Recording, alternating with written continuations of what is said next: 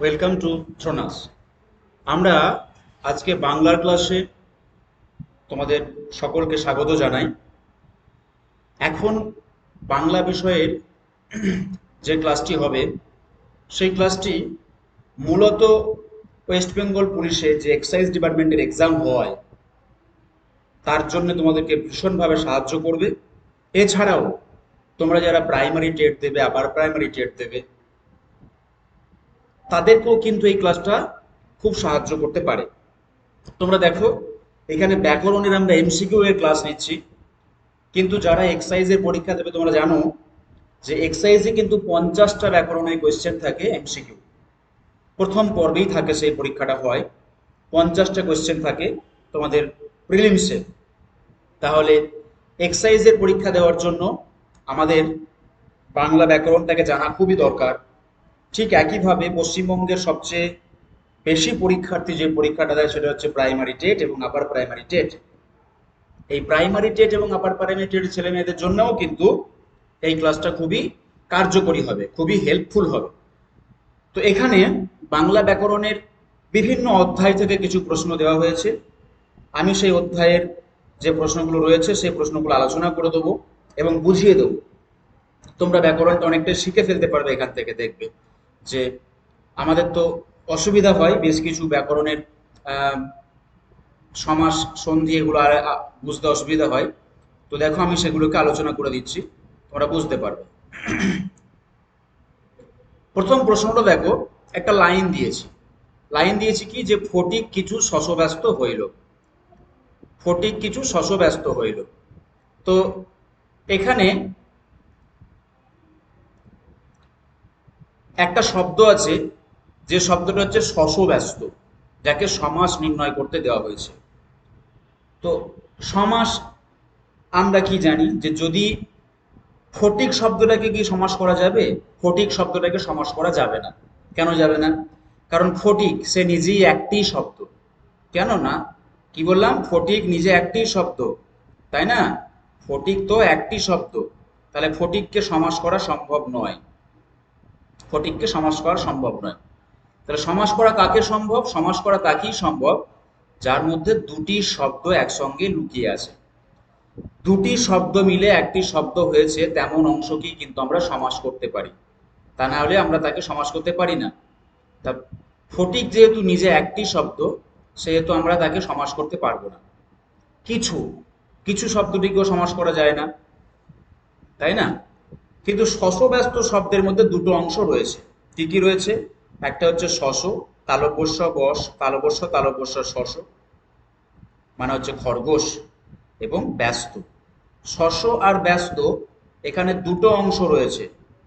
তো সেই দুটো অংশ যেহেতু রয়েছে, সেই জন্যই আমরা কিন্তু এখানে সমাস করতে পারি। তাহলে আমরা সেই শব্দটিকেই সমাস করতে পারবো যে শব্দটির মধ্যে কমপক্ষে কমপক্ষে দুটো শব্দ একসঙ্গে থাকবে।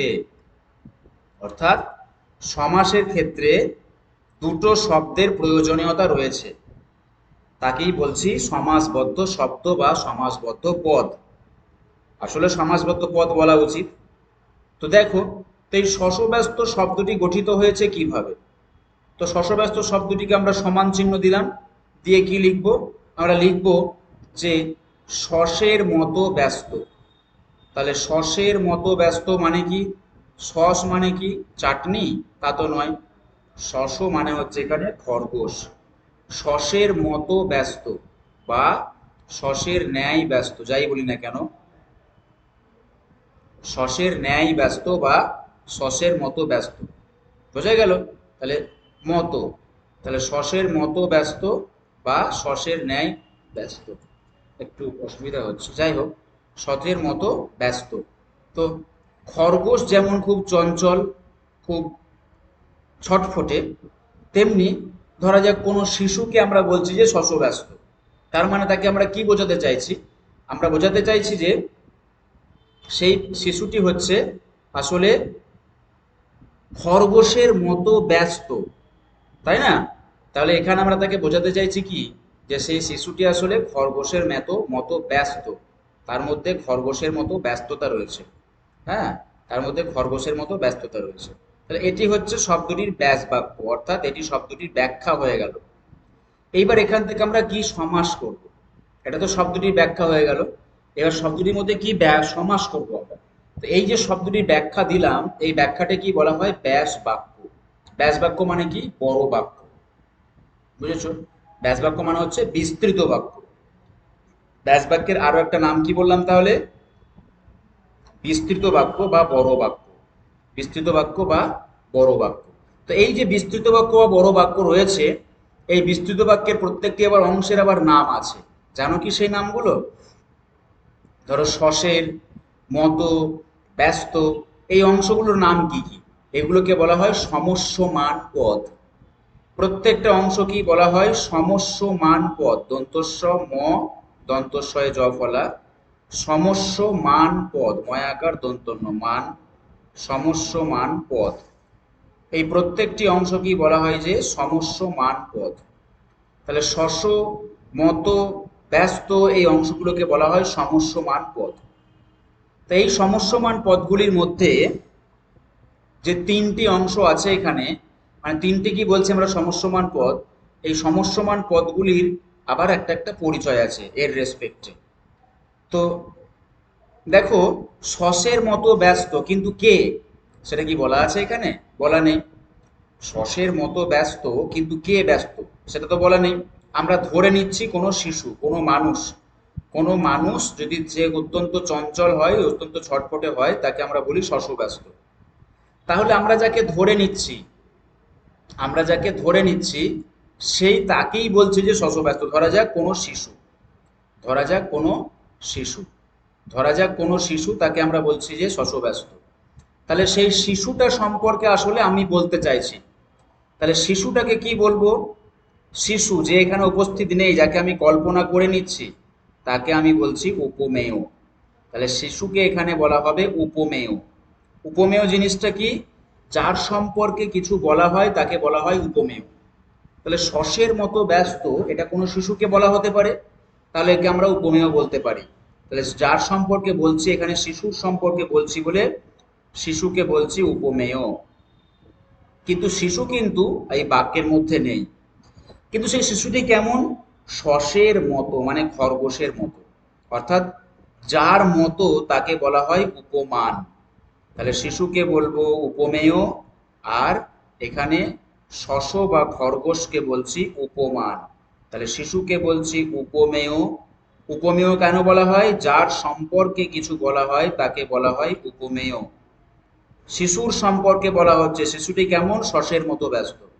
তাহলে শিশু হচ্ছে উপমেয়, শস হচ্ছে উপমান, আর মতো হচ্ছে কি? তোমার মতো আমি। তার মানে কি? তুলনাবাচক শব্দ।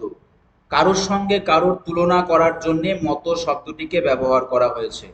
তাহলে মতো শব্দটিকে আমি বলছি যে তুলনাবাচক শব্দ। তুলনাবাচক শব্দ। মতো শব্দকে বা ন্যায় শব্দকে বলা হয় তুলনাবাচক শব্দ। ব্যস্ত, ব্যস্ততা একটা ধর্ম। কি সেই ধর্মটা কার মধ্যে আছে? না, যে শিশুটাকে আমি শশব্যস্ত বলেছি তার মধ্যেও কিন্তু সেই ব্যস্ততা ধর্মটি রয়েছে। আর শশ বা খরগোশ সে নিজেও কিন্তু ব্যস্ত। তাই এই ব্যস্ততাটা এই রকম শিশুর মধ্যেও থাকে, খরগোশের মধ্যেও থাকে। একে বলা হয় সাধারণ ধর্ম। সাধারণ মানে কমন, দুটোর মধ্যে আছে বলে সেটা সাধারণ, তাই সাধারণ ধর্ম। কিন্তু ব্যাসবাক্যের যে সমস্যমান পদ, সেই সমস্যমান পদগুলির মধ্যে আমরা তিনটে পদ পেয়েছি এখানে: শসের, মতো, ব্যস্ত। এই তিনটে পদের পরিচয় দেখো। একটা হচ্ছে উপমান, একটা হচ্ছে তুলনাবাচক শব্দ, আর একটা হচ্ছে সাধারণ ধর্ম। উপমেয় কিন্তু উহ্য আছে, তাই না? তাহলে উপমেয় যদি উহ্য থাকে, তাহলে সেই সমাসটা হবে উপমান কর্মধারয়। তাহলে এখানে বিটা আনসার। উপমেয় কিন্তু বলা নেই, উপমেয়টা উচ্চ আছে, তাহলে বিটা এখানে আনসার। উপমান কর্মধারয়। উপমান কর্মধারয় মানে সেই বাক্যের মধ্যে, সেই ব্যাস বাক্যের মধ্যে উপমেয় থাকবে না, অর্থাৎ উপমানই সেখানে শ্রেষ্ঠ। উপমেয় আর উপমান দুই ভাই, উপমেয় আর উপমান দুই ভাই। তাহলে উপমেয় নেই, তাহলে উপমান এখানে সর্বে সর্বা, উপমান যখন সর্বে সর্বা তখনই সেই সমাসের নাম হচ্ছে উপমান কর্মধারয়। তাহলে দেখো, ব্যাস বাক্যের মধ্যে তিনটি শব্দের মধ্যে তিনটির পরিচয় আমরা পেয়েছি, একটি উপমান, একটি তুলনাবাচক শব্দ, একটি সাধারণ ধর্ম। এবং উপমেয়কে আমরা বাইরে কাল্পনিকভাবে পেয়েছি, কারণ শশের মতো ব্যস্ত বলতে আমরা কোনো শিশুকে বা কোনো মানুষকে বলতে পারি, কিন্তু উপমেয় আসলে যে সে এই বাক্যের মধ্যে উপস্থিত নেই। তাহলে কি হয়ে গেল? তাহলে উপমেয় উপস্থিত নেই মানে উপমানই সর্বে সর্বা হয়ে গেল। আর উপমান যখন সর্বে সর্বা তখন সে সমাসের নাম হবে উপমান কর্মধারয়। তাহলে শশব্যস্ত শব্দটিকে উপমান কর্মধারয় বলা হলো, তার কারণ ব্যাখ্যা করা হলো এবং তোমরা নিশ্চয়ই সেটা বুঝতে পেরেছো। পরবর্তী প্রশ্ন কি রয়েছে? পরবর্তী প্রশ্ন রয়েছে তির্যক বিভক্তি কোনটি? তির্যক বিভক্তি হবে এ বিভক্তি। এখন কথা হলো যে এ কে তির্যক বিভক্তি বলা হয় কেন? তার আগে বিভক্তি জিনিসটা কি সেটা একটু আমাদের জানা দরকার। বিভক্তি জিনিসটা কি? ইংরেজিতে আমরা পার্টস অফ স্পিচ পড়ি, ইংরেজিতে পার্টস অফ স্পিচের মধ্যে একটি হচ্ছে প্রিপোজিশন। ইংরেজিতে যে 8টি পার্টস অফ স্পিচ রয়েছে তার মধ্যে একটি হচ্ছে প্রিপোজিশন। তা ইংরেজিতে যেটা প্রিপোজিশন, বাংলায় সেই প্রিপোজিশন কি বলা হয়? আলটিমেট বিভক্তি। অর্থাৎ আমি বলতে চাইছি, ইংরেজিতে একটা বাক্যের মধ্যে প্রিপোজিশন যে রোলটা প্লে করে, বাংলা বাক্যে একটি বিভক্তি বা বলা যেতে পারে শব্দ বিভক্তি সেই রোলটি প্লে করে। শব্দ বিভক্তি, আবার আমি একটা শব্দকে জুড়ে দিলাম, শব্দ বিভক্তি। তো শব্দ বিভক্তি বলতে আমরা কি কোনগুলোকে বুঝি? আমরা কারক নির্ণয় করার সময় যে বিভক্তিগুলোকে পেয়েছিলাম সেই বিভক্তিগুলোকেই বলি শব্দ বিভক্তি। তারা কারা? তারা হচ্ছে এ, কে, তে, রে, এ অপশনে আমরা যেগুলো দেখতে পাচ্ছি সেগুলো। তা শব্দ বিভক্তির মধ্যে একটি হচ্ছে তির্যক বিভক্তি। তো বিভক্তি জিনিসটা হচ্ছে প্রিপোজিশন। বিভক্তি কি করে?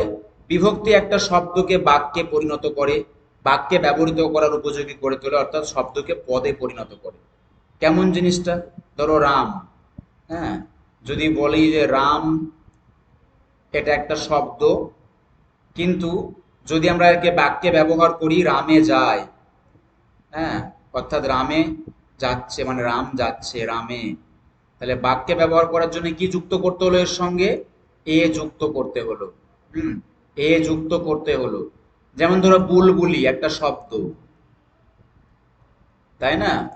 বুলবুলি একটা শব্দ, কিন্তু আমরা যদি বলি বাক্যে ব্যবহার করি বুলবুলিতে ধান খেয়েছে, তাহলে বুলবুলিতে, তখন বুলবুলির সঙ্গে একটা তে যুক্ত হয়ে গেল। এই তেটা কি বলা হচ্ছে? বিভক্তি। এই তেটা কি বলা হচ্ছে? বিভক্তি। তাহলে যে বর্ণ কিংবা বর্ণগুচ্ছ কোনো মূল শব্দের সঙ্গে যুক্ত হয়ে শব্দটিকে বাক্যে ব্যবহারের উপযোগী করে তোলে, অর্থাৎ শব্দটিকে শব্দ থেকে পদে পরিণত করে, তাকেই বলা হয় বিভক্তি। সেই বর্ণটিকেই বলা হয় বিভক্তি। যখন এর সঙ্গে তে যুক্ত হলো তখন এই বুলবুলি শব্দটি কি করলো? বুলবুলি শব্দটি আর শব্দ থাকলো না, এটি তখন বাক্যে ব্যবহৃত হলো। আর বাক্যে ব্যবহৃত হলে তাকে বলা হয় পদ। বাক্যে ব্যবহৃত হলে কোনো শব্দকে বলা হয় পদ, তার কারণ তার সঙ্গে তখন বিভক্তি যুক্ত হয়ে গেছে। অতএব বিভক্তি যুক্ত হওয়া যে কোনো শব্দকেই বলা হয় পদ, এবং সে কিন্তু বাক্যে ব্যবহারের উপযোগী হয়ে ওঠে।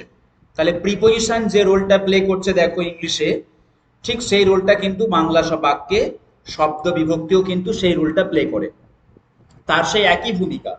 তো এ, কে, তে, রে থেকে হইতে আমাদের যেমন প্রিপোজিশন থাকে ইংরেজিতে, বাংলাতেও কিন্তু সেই বিভক্তি বা অনুসর্গ, অনুসর্গও কিন্তু ঠিক একই জিনিস। অনুসর্গও কিন্তু ইংরেজির প্রিপোজিশনের অনুরূপ। তো যাই হোক, তো তির্যক বিভক্তি, তো এই এতগুলো বিভক্তি আছে। তাহলে আগে আমরা জেনে নিই যে বিভক্তি কোনগুলো আছে, শব্দ বিভক্তি কারা। এখানে তোমরা যেগুলোকে দেখতে পাচ্ছ সেগুলো সবই শব্দ বিভক্তি।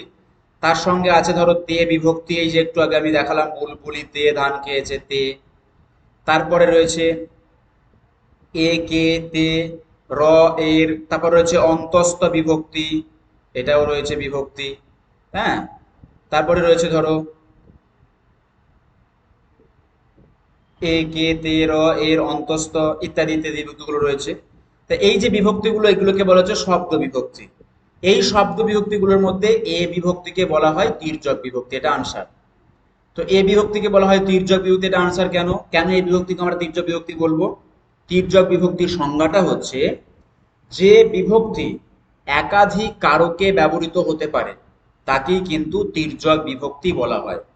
যে বিভক্তি একাধিক কারকে ব্যবহৃত হতে পারে তাকে তির্যক বিভক্তি বলা হয়। তো সংস্কৃত ব্যাকরণ অনুযায়ী একটা বিভক্তি একটা নির্দিষ্ট কারককে ট্রিট করে। বাংলাতে যদিও সেটা হয় না, তাই বাংলা ব্যাকরণে তির্যক বিভক্তিটা সত্যি কতখানি যুক্তিযুক্ত সেটা প্রশ্নচিহ্ন রয়ে যায়। তো সংস্কৃত ব্যাকরণে নির্দিষ্ট কারকের নির্দিষ্ট বিভক্তি থাকে, আর বাংলাতে সবসময় সেগুলো নির্দিষ্ট নয়। তো তির্যক বিভক্তি এই আইডিয়াটা অবশ্যই সংস্কৃত কারকের সাপেক্ষে হয়ে থাকে। তো সংস্কৃত ব্যাকরণে বলা হয় যে এ বিভক্তিটা সব কারকেই ব্যবহৃত হতে পারে, সেই জন্য এ বিভক্তিকে তির্যক বিভক্তি বলা হয়ে থাকে। এ বিভক্তিকে তির্যক বিভক্তি বলা হয়ে থাকার কারণ কি? উত্তরটা হচ্ছে এ বিভক্তি সব কারকেই প্রযুক্ত হয়, এ বিভক্তি সব কারকেই ব্যবহৃত হতে পারে বলে এ বিভক্তিকে তির্যক বিভক্তি বলা হয়। পরবর্তী প্রশ্নে আসি। প্রশ্নটা আমরা দেখতে পাচ্ছি ভবন শব্দটির সন্ধি বিচ্ছেদ। ভবন শব্দটির সন্ধি বিচ্ছেদ।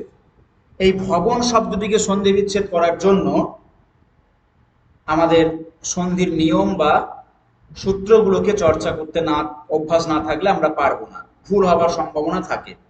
কিন্তু এখানে একটা কৌশল আছে। ভবন শব্দটিকে সন্ধি বিচ্ছেদ করবো, তার সঙ্গে আমরা দেখে নেব যে আমরা আরো অনেক শব্দের সন্ধি বিচ্ছেদ শিখে নিতে পারি এই নিয়মের মধ্যে দিয়ে। আমি আগে শব্দটি সন্ধি বিচ্ছেদে না গিয়ে আমি ওই গ্রাউন্ডটাকে নিয়ে, ওই এরিয়াটাকে নিয়ে আলোচনা করে দিচ্ছি। দেখো আমি চারটে বর্ণ লিখছি। কি কি? এ লিখছি, ওই লিখছি, ও লিখছি, ও লিখছি এবং ও লিখছি। এই চারটে বর্ণ আমি এখানে লিখলাম। এই চারটি বর্ণ আমরা প্রত্যেকেই পরপর মুখস্থ করতে পারবো, মুখস্থ আমাদের হয়ে আছে সেই শৈশব থেকে। তা আমরা জানি এ ওই ও ও, এই চারটি বর্ণ আমরা নিচে নিচে লিখে ফেললাম। কেমন? এইবার এই চারটি বর্ণকে আমরা ব্যবহার করব সন্ধিতে বিশেষ একটা নিয়মের তাৎপর্যে। দেখা যাক সেগুলো কি।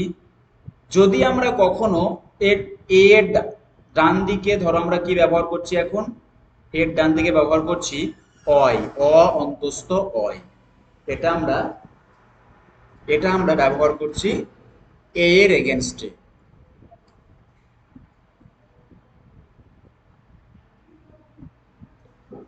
পরবর্তীতে ওই আছে, ওইকারের জন্য আমরা ব্যবহার করব আই, আ অন্তস্থ আই। আইকে আমরা ব্যবহার করছি ও এর জন্য, আ অন্তস্থ আই। অর্থাৎ দেখো খুব সুন্দর এই জায়গাটা বুঝতে পারবে যে কোন শব্দের জন্যে এখানে আমরা কি ব্যবহার করতে পারি। আ অন্তস্থ আয়। কেমন? আ অন্তস্থ আয়।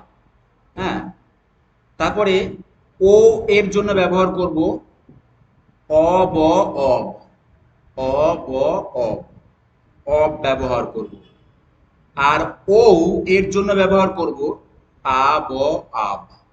তাহলে এই চারটে শব্দকে আমাদেরকে একটু মুখস্থ করতে হবে। কিসের রেসপেক্টে? আমাদের মুখস্থ করতে হবে যে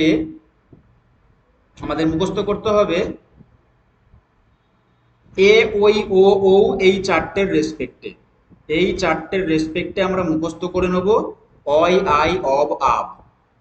এইটা কিন্তু উল্টে গেলে চলবে না। এ ওই ও ও যথাক্রমে অয় আই অব আব, এটা কিন্তু যদি উল্টে যায় তাহলে সব গোলমাল লেগে যাবে। এইবারে দেখো ভবন শব্দটিকে তুমি উচ্চারণ করো। ভবন শব্দটিকে যদি তুমি উচ্চারণ করো দেখতে পাবে যে ভবন শব্দের মধ্যে রয়েছে ভব আর অন। ভব আর অন রয়েছে। ভব, দেখো ভব রয়েছে আর অন রয়েছে। তুমি যদি দলে ভাঙো, দলে বা সিলেবেলে যদি ভাঙো তাহলে কি পাচ্ছি? ভব আর অন। তাহলে ভব আর অন। এবার ডান দিকটিকে আমরা ব্যবহার করব, বাম দিকটিকে নেব না। ডান দিকটাকে আমরা ঠিক বলে ধরে নিচ্ছি, কিন্তু বাম দিকটাকে মুছে দিচ্ছি। বাম দিকটা কি উচ্চারণ করেছিলাম? ভব। আর ভব এই শব্দটির সঙ্গে এই চারটের মধ্যে কার সঙ্গে মিল পাচ্ছি? অয়ের সঙ্গে না আয়ের সঙ্গে না অবের সঙ্গে মিল পাচ্ছি। এতক্ষণ যে ভব উচ্চারণ করছিলাম এক্ষেত্রে আমি অবের সঙ্গে মিল পাচ্ছি। তাহলে অবটা এসছে কোথা থেকে? ও থেকে। তাহলে আমরা ভয়ের সঙ্গে এখন এখানে ওটাকে ব্যবহার করব, তাহলে ভো। তাহলে ভবন শব্দের মধ্যে এই যে ভো যুক্ত হয়ে গেল সেটা হচ্ছে সঠিক সন্ধি বিচ্ছেদ। তাহলে কি হলো? ভো যোগ অন, ভবন। এটা হচ্ছে ভবন শব্দের সঠিক সন্ধি বিচ্ছেদ। তাহলে উত্তর কোথায় হলো? উত্তর হলো শীতে। আমরা শীতে এসে আনসার করবো ভবন শব্দের। এবার এখান থেকে আরো কতগুলো শব্দকে আমি দেখিয়ে দিই যে শব্দগুলো পরীক্ষায় আসেই। স্বরসন্ধির এই জায়গাটা থেকে প্রশ্ন পরীক্ষায় আসবেই। তোমাকে হয়তো প্রশ্ন দিয়েছে পাবক, তোমাকে প্রশ্ন দিয়েছে ধরো পাবক। পাবক মানে কি? পাবক মানে হচ্ছে আগুন। তাহলে তোমাকে প্রশ্ন দিয়েছে পাবক, কয়াকার ব ক, পাবক। তাহলে তুমি তখন কি করবে? তুমি তো শব্দটিকে অচেনা, শব্দটিকে তুমি পারছো না বুঝতে। আমার এই জায়গাটা তোমাকে হেল্প করবে। তোমাকে শব্দ দিয়েছে, কি বললাম? পাবক, পয়ে আকার ব ক, পাবক শব্দটি তোমাকে দিয়েছে। তুমি একে দলে ভাঙো, দলে ভাঙলে কি পাবে? কয়াকার ব, পাব একটা পাবে অংশ, আর একটা পাবে কি? অক, অক পাবে। পাব আর অক পাবে দলে ভাঙলে। তুমি অকটাকে ঠিক আছে বলে ধরে নাও, ডান দিকটাকে ঠিক আছে, বাম দিকটাকে চেঞ্জ করো। বাম দিকে কি পাচ্ছ? পাব। আর পাবের সঙ্গে উচ্চারণের মিল কি আছে? আব। আর আব এসেছে কোথা থেকে? ঔকার থেকে। তাই পয়ের সঙ্গে তুমি ঔকার লাগিয়ে দাও, সঠিক সন্ধি বিচ্ছেদ হয়ে গেল। পৌ যুক্ত অক পাবক, পাব যুক্ত অক পাবক নয়। তাহলে আমরা পারবো নিশ্চয়ই। এরকম ভাবে তোমাকে যদি বলে যে শয়ন শব্দের সন্ধি বিচ্ছেদ করো, শয়ন, তাহলে কি হবে? আমরা শয়ন শব্দের সন্ধি বিচ্ছেদ করতে পারবো নিশ্চিত ভাবে। তা শয়ন শব্দের সন্ধি বিচ্ছেদ করতে গেলে আমরা কি করবো? প্রথমেই শব্দটিকে দলে ভেঙে দুভাগে ভাগ করে নেব, শয় আর অন। তো শব্দটিকে যদি আমরা শয় আর অন এই দলে ভেঙে নিই তাহলে কি পাচ্ছি? তালব্যস্য অন্তস্থ শয়, তালব্যস্য অন্তস্থ শয়। আগে আমি শয়নকে লিখে নিচ্ছি একবার, শয়ন শব্দটিকে লিখে নিলাম, দিয়ে বলছি যে তালব্যস্য অন্তস্থ শয় একটা অংশ আর অন একটা অংশ দলে ভাঙা হয়ে গেল আমার। ডান দিকটাকে আমি সঠিক বলে ধরে নিচ্ছি। বাম দিকের যে শয় অংশটা আছে এই শয় অংশটাকে আমি চেঞ্জ করব, এটা ঠিক নেই। শয়ের উচ্চারণটা কার সঙ্গে মিল আছে? অয়ের সঙ্গে মিল আছে। ছয় উচ্চারণ করতে গিয়ে অয় উচ্চারণের সঙ্গে মিল পাচ্ছি, আর অয় এসেছে কোথা থেকে? একার থেকে। তাহলে তালব্যস্বয়ের সঙ্গে আমি আসলে লাগাবো কি? একার। তাহলে শয়ন শব্দের উচ্চারণে সে যোগ অন, শয়ন, এটা সঠিক সন্ধি বিচ্ছেদ। তাহলে আমরা তিনটে দিই, এটা দিয়ে একটা উদাহরণ দেখালাম, এটা দিয়ে একটা উদাহরণ দেখালাম, এটা দিয়ে একটা উদাহরণ দেখালাম। আই দিয়ে একটা উদাহরণ দেখিয়ে দিই। তোমাকে ধরা যাক দিয়েছে গায়ক, তোমাকে সন্ধি বিচ্ছেদ করতে দিয়েছে গায়ক বা দিয়েছে নায়ক, নায়ক, তুমি তখন কি করবে? তো নায়ক যদি দেয় আমরা তখন কি করতে পারি? তো নায়ক শব্দটাকে তুমি প্রথমে লেখো। নায়ক বানান হচ্ছে দন্তন্বয়ে আকার অন্তস্থ ক, নায়ক। এখন নায়ক শব্দটিকে দলে ভাঙলে কি পাচ্ছি? নাই পাচ্ছি আর অক পাচ্ছি। নায়ক শব্দটিকে দলে ভাঙলে আমরা পাচ্ছি নাই আর অক। দন্তন্বয়ে আকার অন্তস্থ নাই, দন্তন্বয়ে আকার অন্তস্থ ক। এই নায়ক শব্দটিকে যখন আমরা দলে ভাঙছি তখন নাই পাচ্ছি আর অক পাচ্ছি, তাই না? অক, অক পাচ্ছি। তো অকটা ডান দিকে থাকবে, ডান দিকের অংশটা সঠিক আছে, আর বাম দিকের অংশটাকে আমি চেঞ্জ করব। তা নাই উচ্চারণের সঙ্গে এখানে এই চারটির মধ্যে কোন উচ্চারণে মিল রয়েছে? আই উচ্চারণের মিল রয়েছে। নাই, এখানে আই। নায়ের আইটা এসেছে কোথা থেকে? ঐকার থেকে। তাহলে আমি দন্তন্বয়ের সঙ্গে ব্যবহার করব কি? ঐকার। তাহলে নায়ক শব্দের সন্ধি বিচ্ছেদ হচ্ছে নয় যুক্ত অক, নায়ক। তাহলে চারটে জিনিস আমরা মনে রাখবো, এ, ওই, ও, ঔ, অয়, আই, অব, আব। তাহলেই আমাদের এইখান থেকে যে শব্দগুলো পরীক্ষায় দেয়ই বলছি আমি, সেইগুলো হয়ে যাবে। এইখানটা আমাদেরকে একটুখানি খেয়াল রাখতে হবে। তোমরা খাতায় নোট করতে থাকো, দেখবে যে এখান থেকে যে কোনো শব্দই দিক না কেন, ভাবুক দিক, পাবক দিক, দ্রাবক দিক, নায়ক দিক, গায়ক দিক, হ্যাঁ, সব তোমরা পারবে দেখবে এখান থেকে। এবং তোমরা যদি বই খুলো দেখবে যে স্বরসন্ধিতে এটা নিয়মটা রয়েছে, এটা একটা স্বরসন্ধি। তাহলে ভবন শব্দের সন্ধি বিচ্ছেদ করতে গিয়ে আমরা আরো অনেক শব্দকে জেনে নিলাম। টঙ্ক থেকে টাকা কোন ধরনের ধ্বনি পরিবর্তন? টঙ্ক থেকে টাকা শব্দটি এসেছে, বলা হচ্ছে এটা কোন ধরনের ধ্বনি পরিবর্তন। তার টঙ্ক শব্দের মধ্যে কি কি রয়েছে? বর্ণ রয়েছে। টঙ্ক শব্দের মধ্যে বর্ণ রয়েছে ট উময়ে কয়ে টঙ্ক, ট উময়ে কয়ে। তাহলে দেখো টঙ্ক শব্দের মধ্যে রয়েছে ট আর উময়ে কয়ে। তো উম কি ব্যঞ্জন? উঁকে বলা হয় একটা নাসিক্য ব্যঞ্জন। নাসিক্য ব্যঞ্জন কারা? নাসিক্য ব্যঞ্জন হচ্ছে উঁ, নাসিক্য ব্যঞ্জন হচ্ছে ইয়, অর্থাৎ পঞ্চম স্থানে, ফিফথ পজিশনে থাকা বর্ণগুলো কি বলা হয়? নাসিক্য ব্যঞ্জন। মূর্ধন্য, দন্তন্য এবং ম, এই পাঁচটি কি বলা হয়? নাসিক্য ব্যঞ্জন।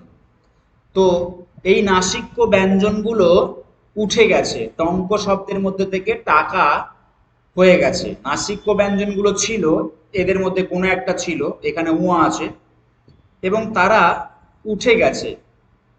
তো নাসিক্য ব্যঞ্জন ছিল কিন্তু যদি উঠে যায় তখন তাকে আমরা বলবো বিনাসিক্যি ভবন। বিনাসিক্যি ভবন অর্থাৎ নাসিক্য ব্যঞ্জন ছিল কিন্তু সেটা এখন বিয়োগ হয়ে গেছে। টঙ্ক শব্দের মধ্যে উঁ ছিল, উঁটা আর থাকলো না, অর্থাৎ নাসিক্য ব্যঞ্জনের বিয়োগ ঘটেছে। নাসিক্য ব্যঞ্জনের বিয়োগ ঘটলে তাকে আমরা বলবো বিনাসিক্যি ভবন। কি বললাম? নাসিক্য ব্যঞ্জন ছিল কিন্তু আমাদের শব্দ পরিবর্তন হতে হতে হতে হতে একটা সময় নাসিক্য ব্যঞ্জনটা বিয়োগ ঘটে গেছে, অর্থাৎ লোপ পেয়ে গেছে। নাসিক্য ব্যঞ্জনটা এরকম বিয়োগ ঘটে গেলে তাকে আমরা বলবো বিনাসিক্যি ভবন। এখানে আমি আর একটা জিনিস বলে দিই, যদি কোনো ক্ষেত্রে এই বর্ণগুলো, এই নাসিক্য বর্ণগুলো উঠে গিয়ে চন্দ্রবিন্দু দিয়ে দেয় তখন তাকে বলবে নাসিক্যি ভবন। এখানে কিন্তু টঙ্ক থেকে টাকা হয়নি, টাকা হয়েছে, তাই এটা বিনাসিক্যি ভবন। কিন্তু যদি কখনো এই বর্ণগুলো উঠে গিয়ে, এই বর্ণগুলো উঠে গিয়ে চন্দ্রবিন্দুকে নিয়ে আসে তাহলে কিন্তু সেটা হয়ে যাবে নাসিক্যি ভবন। তাহলে বিনাসিক্যি ভবন আর নাসিক্যি ভবনের তফাৎটা একটু ভালো করে মাথায় নাও। বিনাসিক্যি ভবন হচ্ছে চন্দ্রবিন্দুটা উঠে যাবে, মানে চন্দ্রবিন্দু হবেই না, বা চন্দ্রবিন্দু প্রসঙ্গ বলছি না আমি, আমি বলছি যে বিনাসিক্যি ভবন মানে নাসিক্য ব্যঞ্জন লোপ পেয়ে যাবে। আর নাসিক্যি ভবন মানে চন্দ্রবিন্দু আসবে। ধরো বলছি যে চন্দ্র থেকে চাঁদ, তো চন্দ্র শব্দটির মধ্যে কি রয়েছে? দন্তন্য রয়েছে। তা দন্তন্য যখন রয়েলো, কিন্তু এখানে দেখো কি হলো? চন্দ্রবিন্দু চলে এসেছে। চাঁদ শব্দের মধ্যে কিন্তু চন্দ্রবিন্দু এসে গেছে। টঙ্ক থেকে টাকা, এখানে কিন্তু চন্দ্রবিন্দু আসেনি। তো চন্দ্রবিন্দু আসেনি মানে তাকে আমি বললাম যে এটা হয়ে গেল বিনাসিক্যি ভবন, অর্থাৎ শুধুমাত্র নাসিক্য ব্যঞ্জনটার বিয়োগ ঘটেছে। আর এই চন্দ্র থেকে চাঁদ, এই উদাহরণে নাসিক্য ব্যঞ্জনটার বিয়োগ ঘটেছে বটে, কিন্তু সে চন্দ্রবিন্দু দান করে গেছে, তাই নাসিক্যি ভবন। তাহলে নাসিক্যি ভবন মানে চন্দ্রবিন্দু আসে, আর বিনাসিক্যি ভবন মানে নাসিক্য ব্যঞ্জনের বিয়োগ হয়। পরবর্তী প্রশ্ন দেখো, পরবর্তী প্রশ্ন দিয়েছি বাচ্য থেকে। বাচ্য, তাই না? বাচ্য মানে ইংরেজিতে আমরা কি বলি? ভয়েস। বাচ্য পরিবর্তন অর্থাৎ ভয়েস চেঞ্জ। আচ্ছা, তো সুতপা গান গেয়েছে। তো সুতপা গান গেয়েছে, এখানে সুতপা মুখ্য ভূমিকা পালন করেছে এই বাক্যটিতে। সুতপা এখানে মুখ্য ভূমিকা পালন করছে, তাই না? তো যে বাক্যের মুখ্য ভূমিকা পালন করছে সে হচ্ছে এখানে কর্তা। তো বাক্যের কর্তা যখন বাক্যের মধ্যে মুখ্য ভূমিকা পালন করে তাকেই বলা হয় কর্তৃবাচ্য। বাচ্য জিনিসটা কি? বাচ্য জিনিসটা হচ্ছে কোনো ক্রিয়াপদের প্রকাশ ভঙ্গিমা। কোনো ক্রিয়াপদের প্রকাশ ভঙ্গিমা, এটা কি বলা হয়? বাচ্য। তো বাচ্য, তো বাক্যের মধ্যে, বাক্য আর বাচ্য যেন গোলমাল না হয়ে যায়, কোনো বাক্যের মধ্যে যে ক্রিয়াপদ রয়েছে, গান গেয়েছে, এই ক্রিয়াপদটাকে লিড করছে বাক্যের কর্তা শ্রোতপা। ক্রিয়াপদটাকে যখন লিড করবে কর্তা, তখন সেটা কর্তৃবাচ্য। আর যদি ক্রিয়াপদকে লিড করে কর্মপদ, তখন সেটা কর্মবাচ্য। তাহলে এই বাক্যের কর্তা বা শ্রোতপা যে বাক্যের ক্রিয়াপদকে লিড করছে, অর্থাৎ ক্রিয়াপদটা বাক্যের অনুগামী হয়েছে, ক্রিয়াপদটা কর্তার অনুগামী রয়েছে, তার জন্য একে আমরা বলছি কর্তৃবাচ্য। আর বাচ্যের সংজ্ঞাটা একটু লিখে নাও, ক্রিয়াপদের প্রকাশ ভঙ্গিমাকে বাচ্য বলা হয়। তাহলে এটা আনসার হবে কোথায়? আনসার হবে কর্তৃবাচ্য, এটা আনসার। পরের প্রশ্ন দেখো, বর্ষ শব্দটি বর্তমান অর্থ বছর। বর্ষ শব্দটির বর্তমান অর্থ বছর। আমরা বলি না এই শিক্ষাবর্ষে, এই অর্থবর্ষে, এরকম বলা হয়ে থাকে। বর্ষ শব্দটির বর্তমান অর্থ বছর, কিন্তু আগে মানে আদি অর্থ, শব্দটির আদি অর্থ কি ছিল, মানে পূর্বের অর্থ কি ছিল? বর্ষাকাল।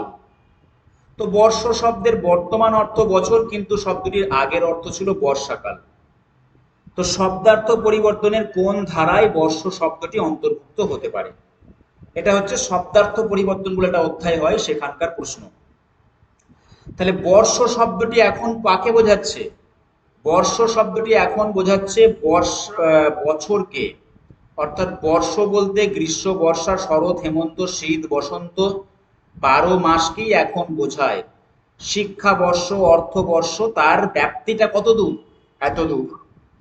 আর আগে কি ব্যাপ্তিটা ছোট ছিল না বড় ছিল? পূর্বে এর অর্থ ছিল বর্ষাকাল। তাহলে এখন কিন্তু গোটা বছরকে বোঝায়, আর পূর্বে শুধুমাত্র বর্ষাকালকেই বলা হতো বর্ষ, শুধুমাত্র বর্ষাকালকে বলা হতো। তাহলে আগে এর ব্যাপ্তিটা এইটুকু ছিল, আষাঢ় শ্রাবণ মাসকেই বর্ষ বলা হতো।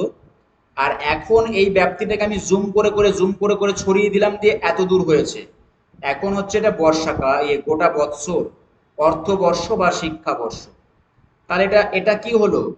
এটা সীমাটাকে, এটা সীমাটা কি হচ্ছে? বিস্তার ঘটেছে, প্রসার ঘটেছে। তাহলে এখানে কি রয়েছে? অর্থের বিস্তার আনসার পেয়েছি, আমরা অপশন পেয়েছি, অর্থের বিস্তার আনসার করে দেবো, তাই না? তাহলে অর্থের বিস্তার মানে আগে ছোট পরিসীমা ছিল, এখন বিস্তৃত হয়েছে। আগে বর্ষাকাল বোঝাতো আষাঢ় শ্রাবণ মাস, বা বর্ষ বলতে এইটুকু অংশ বোঝাতো, কিন্তু এখন বর্ষ বলতে এত বড় একটা সীমানাকে বোঝায়, বা গোটা বিষয়, গোটা বৎসরকে বোঝায়, 12 মাসকে বোঝায়। তাহলে এই সীমানাটাই এখন বেড়ে গিয়ে এটাই পরিণত হয়েছে। তাই একে আমরা বলছি যে শব্দটির অর্থের বিস্তার হয়েছে, শব্দটির অর্থের প্রসার হয়েছে। এখানে অর্থের বিস্তার পেয়ে গেছে, অপশন, উত্তর করে দেব। নেক্সট শব্দ হচ্ছে প্রাচী। শব্দটির বিপরীত শব্দ কোনটি? প্রাচী। কারারই লৌহ কপাট যে গানটা আমরা পাই নজরুলের, সেখানে দেখবে প্রাচী শব্দটি আছে। তো প্রাচী মানে হচ্ছে কি? প্রাচী মানে হচ্ছে পূর্ব দিক। এখানে যে 4টি শব্দ রয়েছে, সেই 4টি শব্দ খুব তাৎপর্যপূর্ণ শব্দ দেওয়া রয়েছে, অপশনগুলো কিন্তু এখান থেকে অনেক কিছু শেখার আছে। প্রাচী মানে হচ্ছে পূর্ব দিক, তো এর যে বিপরীত হবে সেটা হচ্ছে প্রতীচী, মানে পশ্চিম দিক। তাহলে উদীচী মানে কি? উদীচী মানে হচ্ছে উত্তর দিক। আর প্রাচ্য মানে কি? প্রাচ্য মানে হচ্ছে পূর্ব দিক সম্বন্ধীয়। প্রাচ্যের দেশগুলো মানে কি? পূর্ব দিক সম্বন্ধীয়, সেটাকে বলা হয় প্রাচ্য। তাহলে প্রাচী এর বিপরীত হবে আসলে প্রতীচী, অর্থাৎ বিপরীত শব্দ হবে প্রতীচী। প্রাচী মানে হচ্ছে পূর্ব দিক, প্রতীচী মানে হচ্ছে পশ্চিম দিক। প্রাচীকে পদান্তর করলে প্রাচ্য, প্রতীচীকে পদান্তর করলে পাশ্চাত্য, হ্যাঁ, উদীচীকে পদান্তর করলে উদীচ্য। আর দক্ষিণ দিককে কি বলা হয়? অবাচী। দক্ষিণ দিককে কি বলা হয়? অবাচী। অবাচী মানে হচ্ছে দক্ষিণ দিক। তো এখানে যে 4টি শব্দ দেওয়া রয়েছে, প্রাচী, প্রতীচী, উদীচী, অবাচী, এইটা কিন্তু 4টে দিককে নির্দেশ করে। পূর্ব দিক, পূর্ব দিক, পশ্চিম দিক, উত্তর দিক এবং দক্ষিণ দিক, প্রাচী, প্রতীচী, উদীচী, অবাচী। এবং এদের পদান্তর করা হয়েছে, একটা অপশনে আমি পদান্তর দিয়ে দিয়েছি, প্রাচী হচ্ছে পদান্তর হচ্ছে প্রাচ্য, প্রাচীর কিন্তু বিপরীত প্রাচ্য নয়, প্রতীচী হচ্ছে প্রাচীর বিপরীত। পরবর্তী প্রশ্নে যাওয়ার আগে আমি তোমাদের বলে রাখি যে ব্যাকরণের এই প্রত্যেকটি প্রশ্নের উত্তরকে নিজেরা বোঝার চেষ্টা করবে, কারণ ব্যাকরণের কোনো সিলেবাস বা ব্যাকরণে কোনো সাজেশন হয় না। তাই প্রত্যেকটা প্রশ্নকে আমি যেরকম বলতে চাই সেটা বুঝতে শিখতে হবে এবং একটু একটু বই খুলে সেগুলোকে নিজের মতো করে কালচার করতে হবে। এখানে একটা লিঙ্গ পরিবর্তন দিয়েছি, পুংলিঙ্গ থেকে স্ত্রীলিঙ্গ। কর্তা, এটার স্ত্রীলিঙ্গ কোনটি?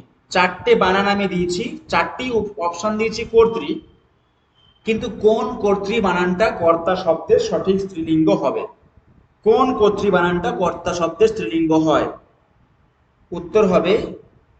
উত্তর হবে ডি, অর্থাৎ ক তয়ে রেফ রেফ দীর্ঘই, ক তয়ের ফলা রেফ দীর্ঘই কর্তৃ, এটা হচ্ছে কর্তা শব্দের স্ত্রীলিঙ্গ।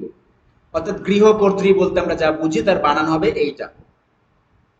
খুব ভালো করে এটা খেয়াল রাখবে, এটা কিন্তু ভুল হওয়ার সম্ভাবনা প্রবল। যদিও পরীক্ষায় হয়তো এতটা ক্রিটিক্যাল অপশন দেবে না, কিন্তু দিতেও পারে। তো আমি চারটে অপশনই কর্তৃ করেছি, কিন্তু কোন কর্তৃ বানানটি সঠিক সেটাকে জানা খুব ভালো করে দরকার। ডি অপশন আমি যেটা এখন টিক মেরে দিয়েছি সেটা হচ্ছে সঠিক আনসার। পরবর্তী প্রশ্ন দেখো, ওগো আজ তোরা যাসনে ঘরের বাহিরে। এই লাইনটা আমাদের চেনা লাইন, ওগো আজ তোরা যাসনে ঘরের বাহিরে। ওগো বাক্যটির মধ্যে কোন ভাব ব্যক্ত হয়েছে? ভাব হচ্ছে কি ইংরেজিতে যাকে বলে মুড, ইংরেজিতে যাকে বলে মুড, বাংলায় তাকে বলে ক্রিয়ার ভাব। তো ওগো আজ তোরা যাসনে ঘরের বাহিরে, এটাতে একটা মুড রয়েছে, এখানে একটা আবেদন রয়েছে, এখানে একটা অনুরোধ রয়েছে। ওগো আজ তোরা যাসনে ঘরের বাইরে, এই বাক্যটির মধ্যে একটা অনুরোধ রয়েছে, একটা আবেদন রয়েছে। তো যদি কোনো বাক্যে আমরা অনুরোধ করে থাকি, আবেদন করে থাকি, উপদেশ দিয়ে থাকি, উপদেশ দিয়ে থাকি, তখন কিন্তু সেই বাক্যগুলোকে বলা হয় অনুজ্ঞা সূচক বাক্য। কোনো কিছু আদেশ, উপদেশ, অনুরোধ বোঝালে আমরা তাকে বলি অনুজ্ঞা সূচক বাক্য। আর এক্ষেত্রে আমরা তাকেই বলবো এই বাক্যটির মধ্যে অনুজ্ঞা ভাব আছে। অনুজ্ঞা ভাব আছে। কেন অনুজ্ঞা ভাব কখন হয়? যখন কোনো বাক্যের মধ্যে কোনো আদেশ কিংবা উপদেশ কিংবা অনুরোধ থাকে। এখানে একটা উপদেশ আছে, ওগো বলে সম্বোধন করা হয়েছে, ওগো এটা একটা সম্বোধন পদ, ওগো আজ তোরা যাস নে ঘরের বাইরে। এই যে উপদেশ রয়েছে বা এই যে অনুরোধ আমরা পাচ্ছি, এটাকে বলা হচ্ছে অনুজ্ঞা ভাব আছে এই বাক্যের মধ্যে। পরবর্তী প্রশ্নে আসি, আজ্ঞা করো দাসে, আজ্ঞা করো দাসে শাস্তি নরাধমে। আজ্ঞা করো দাসে শাস্তি নরাধমে। কি প্রশ্ন দেওয়া হয়েছে? নরাধম কোন কারক? কারক থেকে প্রশ্ন, কারক থেকে তো অবশ্যই প্রশ্ন আসবে আমাদের এক্সাইজে বা টেটে তো প্রশ্ন আসবেই কারক থেকে।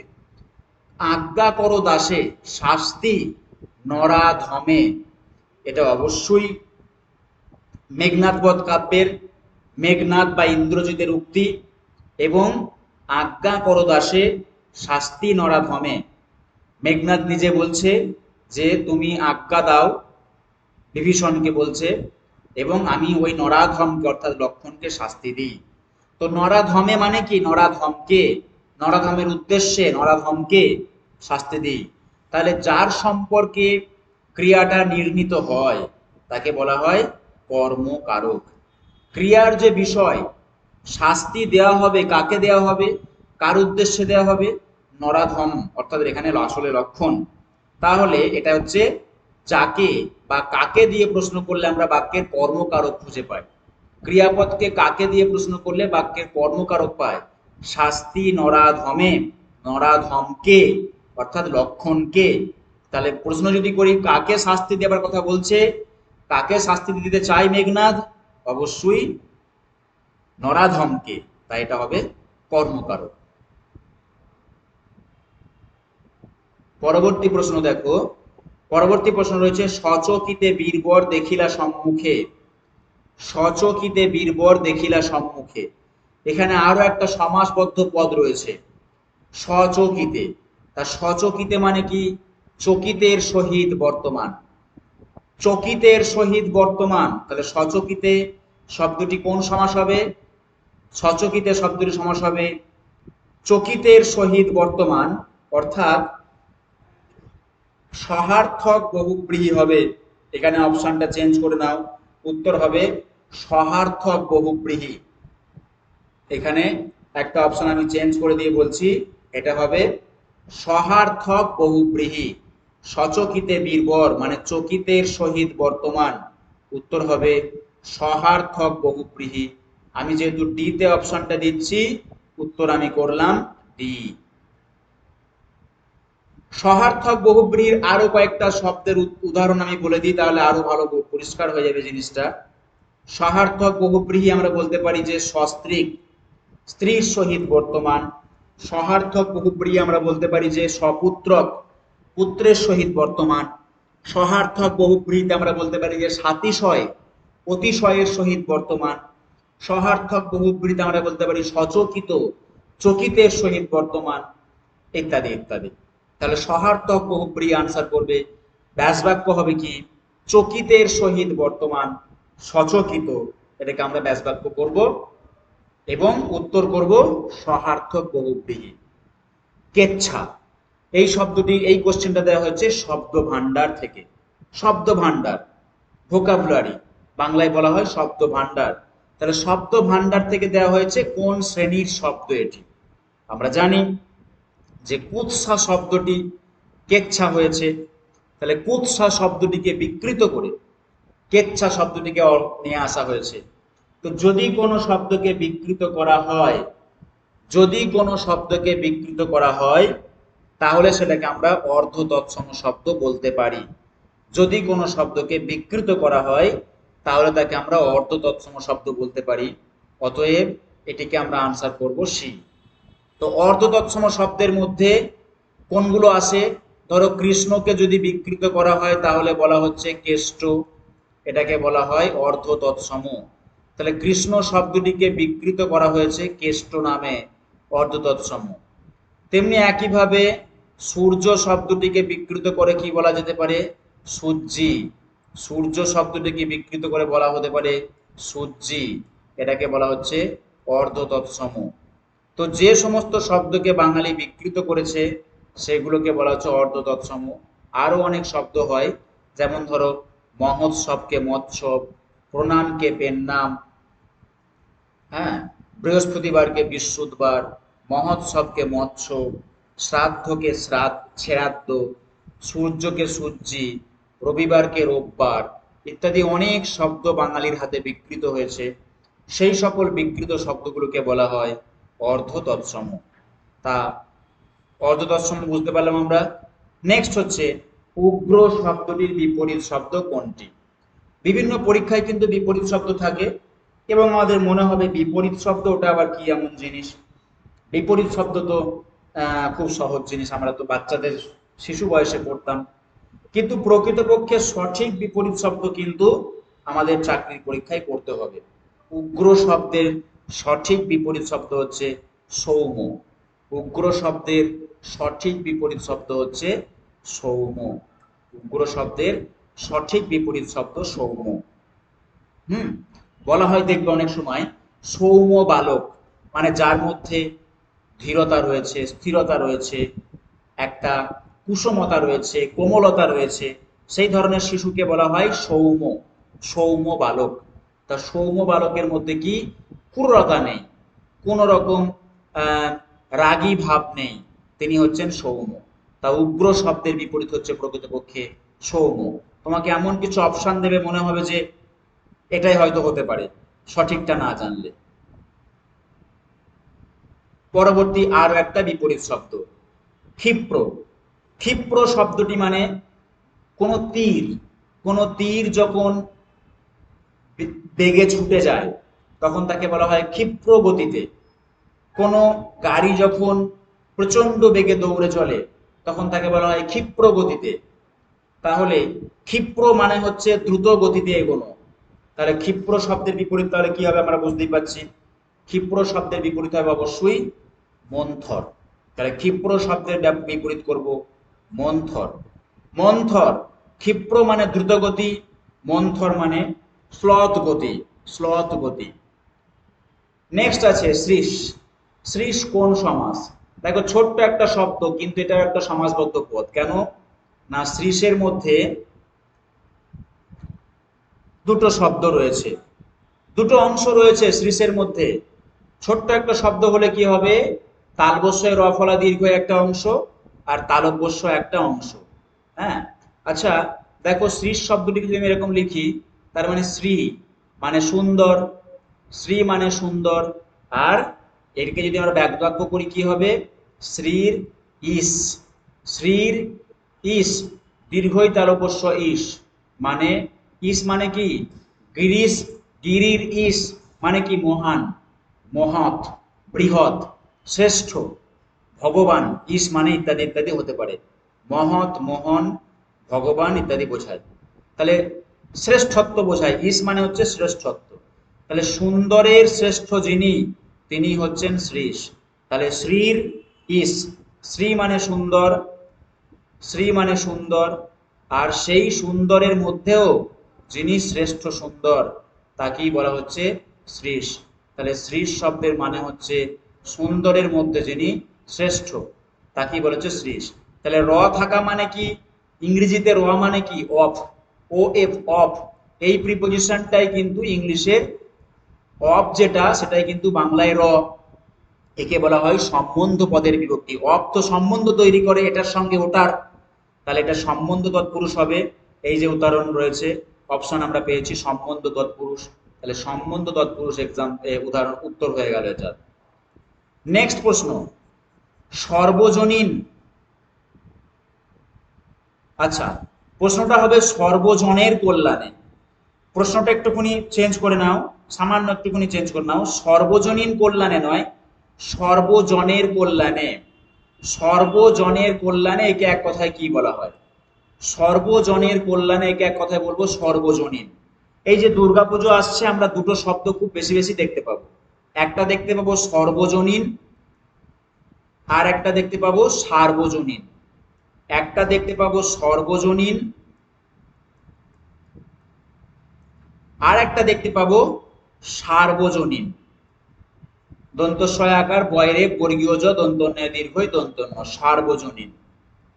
কিন্তু এই বানানটি বিভিন্ন রকম লেখা হবে। আমি এখানে যে বানান দুটো লিখেছি সেই বানান দুটো কারেক্ট এবং সেই শব্দ দুটিও সঠিক। সর্বজনীন এবং সার্বজনীন দুটো শব্দই সঠিক শব্দ। তাহলে দুটো শব্দের মানে কি? এটা একটা সমোচ্চারিত ভিন্নাত্মক শব্দ, সর্বজনীন, আর একটা হচ্ছে সার্বজনীন। এই সর্বজনীন শব্দের মানে হলো সর্বজনের কল্যাণে। সর্বজনের কল্যাণে, যেটা আমরা প্রশ্নে দিয়েছি, সর্বজনের কল্যাণে হচ্ছে সর্বজনীন। কিন্তু সার্বজনীন মানে কি? সার্বজনীন মানে সর্বজন সম্পর্কিত, সর্বজন সম্পর্কিত, সেটাই হচ্ছে সার্বজনীন। সর্বজন সম্পর্কিত, সেটাই হচ্ছে সার্বজনীন। তাহলে এবার তাহলে ভুল কোথায় আছে? ভুলটা হচ্ছে পূজা কমিটির যে সার্বজনীন বা সর্বজনীন, সর্বজনীন বানানটা ঠিকই লেখেন, কিন্তু তারা যখন সার্বজনীন লিখতে যান তখন কি করে দেন বানানটাকে, দন্তস্বয় আকার বয়ে বয়ে রেপ লিখে দেন। বয়ে বয়ে রেপ, আমি কি দুটো ব দিয়েছিলাম? দেইনি। কিন্তু দেখবে যে দন্তস্বয় আকার বয়ে বয়ে রেপ দুটো ব দিয়ে দেওয়া হয়, এই দুটো ব দিলেই বানানটা ভুল হবে। বিভিন্ন পরীক্ষায় এরর কারেকশন থাকে, অশুদ্ধি সংশোধন থাকে। এই অশুদ্ধি যখন আমাদের সংশোধন দেবে, পরীক্ষায় এই বানানটা দিয়ে দেবে, সংশোধন করে আমরা এই বানানটিকে লিখবো। তাহলে এটা সঠিক বানান নয়। সার্বজনীন বানানে দুটো ব হবে না। কেন হবে না? যুক্তি কি? যুক্তিটা হচ্ছে রেফের পরে বর্ণ দ্বিত্ব হবে না। রেফ যেখানে ব্যবহৃত হয়েছে তারপরে ডাবল ব্যঞ্জন বর্ণ বসবে না বা ডবল বর্ণ বসবে না। তা রেফ কোথায় ব্যবহৃত হয়েছে? সার বো, এখানে তো র বসেছে, র এর উচ্চারণ তো এই ফাঁকে রয়েছে, দন্ত সহায়কার র ব।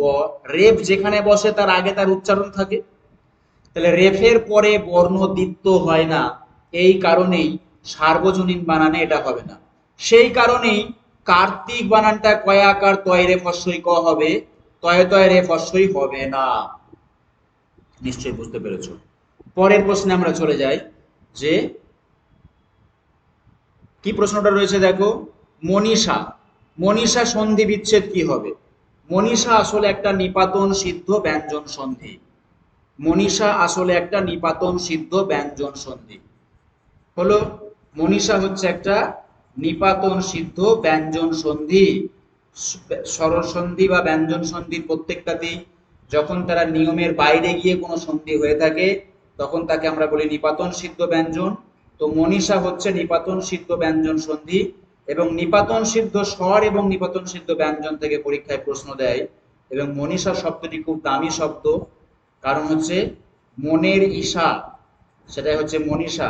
তাই মনীষা শব্দটিকে অবশ্যই খেয়াল রাখবে, এটা দেখবে ব্যঞ্জন সন্ধির তালিকাতে রয়েছে। তাহলে মনীষার উত্তর কি হয়ে গেল? সেটা একটা নিপাতন সিদ্ধ ব্যঞ্জন সন্ধি, অপশন ডি তে আনসার রয়েছে। তারপরের প্রশ্ন দেখো, বাগধারা।